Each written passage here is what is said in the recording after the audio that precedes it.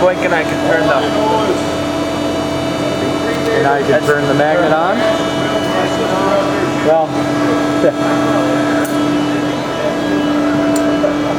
see the magnet's on. You feel it sticking. The magnet has to be on in order for the table to move. Okay. So then that turns the spindle on, turns the wheel on.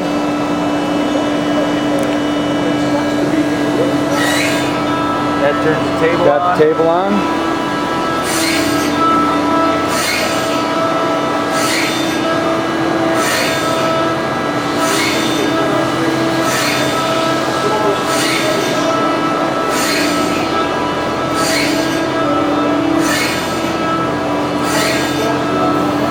Okay, and you see it cross feeding in here. Okay. Yep.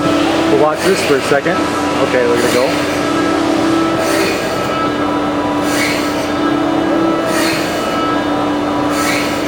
Were you guys using pretty much just the middle one, or were you using the whole length of the magnets?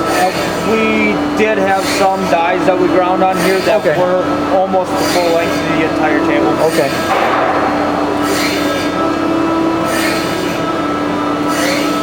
Still holding pretty tight tolerances?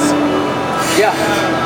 Yep. We can set the down feed up to thousandths of an inch, or 10 thousandths of an inch. 10 thousandths. Yep. And it's pretty accurate. Yep. Okay. Yeah, we hold 5-10 thousandths tolerance. You know, pretty much everything we do on here was less than 1,000 tolerance. That's just what you're required to do. Yep.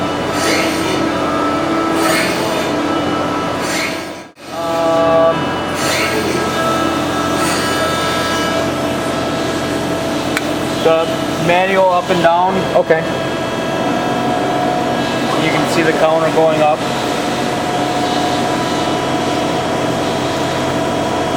Doesn't move real fast, No, but it's enough.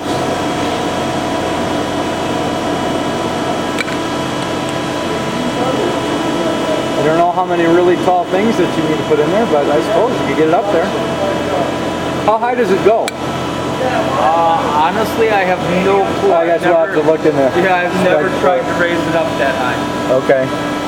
Most of our dies were less than about 10 inches or so high, so we never really went up above that.